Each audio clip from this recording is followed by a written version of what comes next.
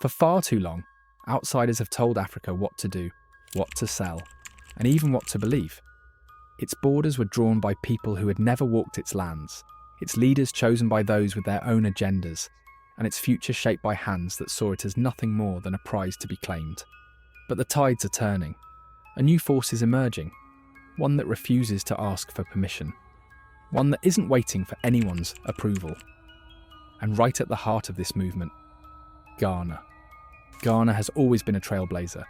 It was the first sub-Saharan African nation to break free from colonial rule, the birthplace of Kwame Nkrumah's vision, a self-sufficient, united Africa. But independence was just the beginning. Over time, that dream was chipped away, weakened by outside interference, economic reliance on foreign aid, and entanglements that served everyone but Africa itself. Then, something shifted. A moment of defiance. John Mahama steps onto the stage, not just as a leader but as a message. His rise to power isn't just another election, it's a statement. A bold declaration that Ghana will no longer be a pawn in someone else's game, that Africa is ready to take back control of its own destiny. But breaking free isn't just about words. Mahama understands that true independence comes at a price, and his first move, a direct challenge to the world's biggest players, one that sent shockwaves far beyond Ghana's borders. So what exactly is happening? Let's dive in. If you are still watching this video, it means you love the direction Africa is headed. Why not take a second and hit that like button so whenever we post fresh content, you will be the first to see, have you done that? Let us move on. The moment the election results rolled in, something shifted in Ghana. It wasn't just about choosing a new leader, it was about choosing a new direction. The morning after, the streets pulsed with celebration. Cheers, music, flags waving high. But beneath the noise, something bigger was happening. This wasn't just politics, it was a turning point. For years, Ghana has walked a fine line, balancing its independence with the influence of foreign powers. Leaders have come and gone, some promising a fresh start, others keeping things just as they were, but this time things felt different. John Mahama's return wasn't just another election victory, it was a statement. The world took notice, and not everyone was pleased. To the West, Ghana had always been a reliable partner, open to negotiations, accepting of aid, playing by the unwritten rules set by those in power. But times have changed. Once, colonial rule controlled Africa through brute force. When that era ended, a new system took its place. One built on loans, military agreements, and quiet political interference. Ghana, like many others, found itself tangled in this web. But now, a shift, a challenge.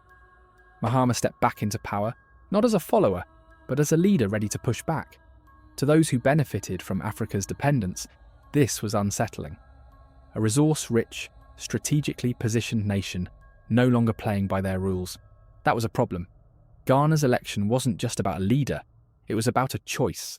Would the people stick to the script, written by outside forces, or would they take control of their own story?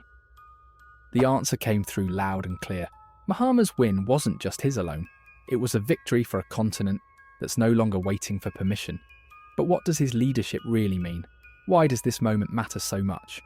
Because leadership isn't just about policies and promises, it's about power. And Mahama's return signals something much bigger than just a change in government. Mahama's election wasn't just about choosing a leader, it was about choosing a new path.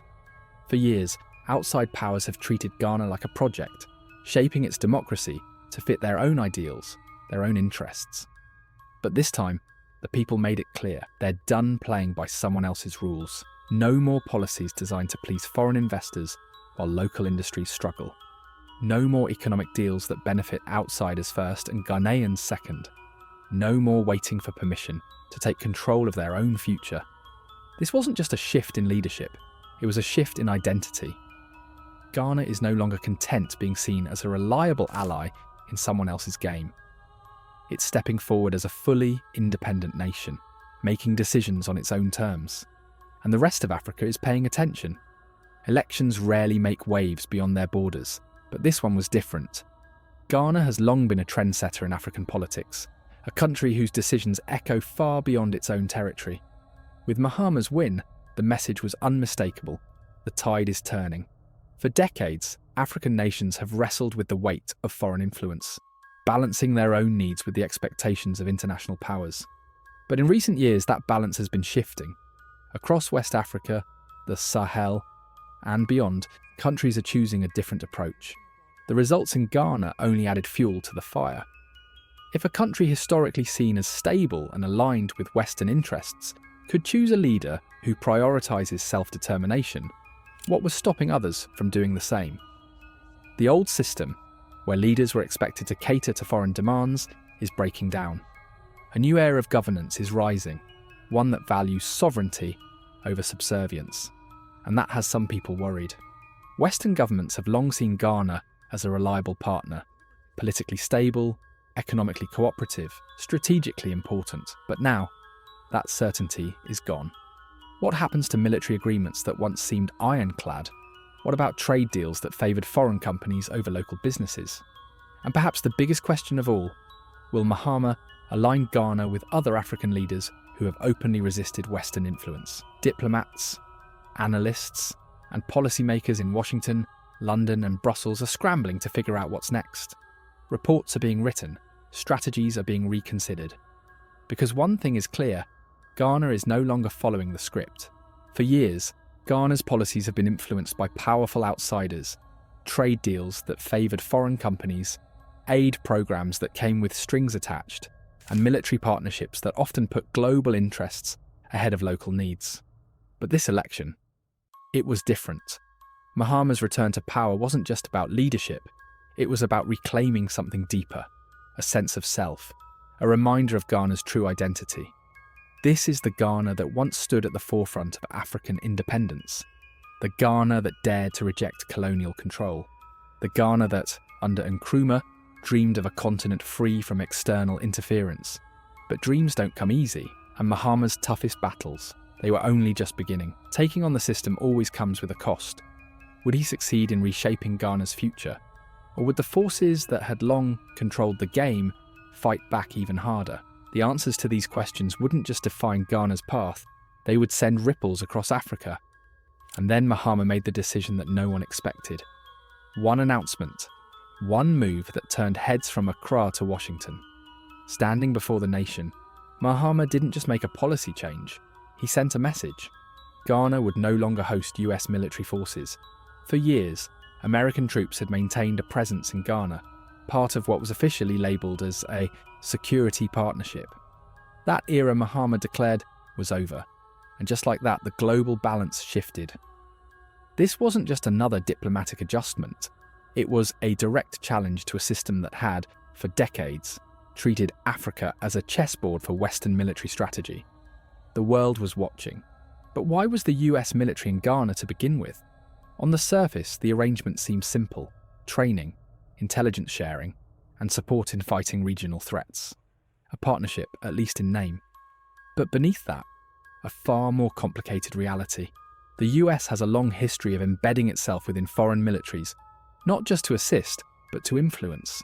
Military alliances aren't just about defence, they're about control, about keeping nations reliant on US weapons, intelligence, and strategic guidance. And in Ghana, that meant access to key military bases, information sharing networks that often prioritised Washington's goals over Accra's, and a quiet but undeniable hand in shaping Ghana's defence policies. For years, Ghana's military had become increasingly dependent on American support. Defence agreements, training programmes and security partnerships created a system where local forces relied on foreign assistance rather than standing on their own. But there was a bigger game at play. The United States had been expanding its military reach in Africa for decades. Through AFRICOM, the United States Africa Command, Washington positioned itself as a security partner, claiming to help fight terrorism, maintain stability, and strengthen African armies. In reality, it was something else entirely. AFRICOM wasn't just about support, it was about control. It allowed US forces to establish bases, direct military strategies, and ensure that African nations remained tied to Western defence systems instead of developing their own independent security structures. Mahama saw this for what it was. Ghana had a choice: continue playing by Washington's playbook, or take full ownership of its defence policies. And to him, this was never just about the presence of American troops. It was about something much bigger: who really held the power over Ghana's future. Having US military forces in the country didn't just mean foreign soldiers on Ghanaian soil. It meant that Ghana was locked into a larger global power struggle, where decisions about its security weren't being made in Accra, but in faraway capitals. The effects were undeniable. Ghana had little say in regional security matters. Its government was often expected to align with US foreign policy, even when it didn't serve Ghana's best interests. And worst of all, by hosting American forces, Ghana became a potential target in conflicts it had no business being involved in. But for Mahama, the most critical issue was the slow erosion of Ghana's ability to make its own defence decisions. And that was a line he refused to cross. To him, national security wasn't something to be outsourced. Ghana didn't need Washington's permission to defend itself. It didn't need Brussels or London dictating its policies. It was time to break free from the cycle. The moment Mahama made his announcement, alarms went off in Washington. For years, the US had carefully built its military presence in West Africa, positioning itself as a key security partner. But now, one of its most trusted allies was walking away. And this wasn't just about Ghana. If Ghana shut its doors to American troops, what would stop other African nations from doing the same? Panic set in. Western officials rushed to spin the narrative, calling Mahama's decision reckless. Analysts warned that without US support, Ghana would be exposed, vulnerable to extremist threats, political instability, and economic backlash. Some even suggested that Mahama was playing into the hands of global rivals, hinting that his move was less about sovereignty and more about shifting alliances. An attempt to tie his leadership to growing Chinese and Russian influence on the continent. But Mahama didn't budge. Across Africa, his decision wasn't seen as a gamble, it was seen as a stand.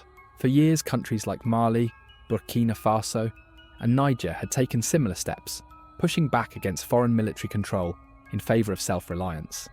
Now Ghana had joined the ranks. And this wasn't just about removing foreign troops. This was a signal to the world. Africa is no longer a silent player in global military affairs. Security decisions should be made by Africans, for Africans. Military partnerships should be built on mutual respect, not lopsided agreements that keep the continent dependent. The message was clear. The era of foreign military dominance in Africa was coming to an end, but this decision comes with its own set of challenges. With US forces preparing to withdraw, Ghana now faces a critical question. How does it build a truly independent defence system? Mahama's government has already started laying the groundwork, exploring new security strategies focused on regional cooperation. The plan? Strengthen alliances with African nations, invest in local defence industries, and work with partners who respect Ghana's sovereignty, rather than those who see it as a stepping stone for their own interests. But Washington won't let this slide easily.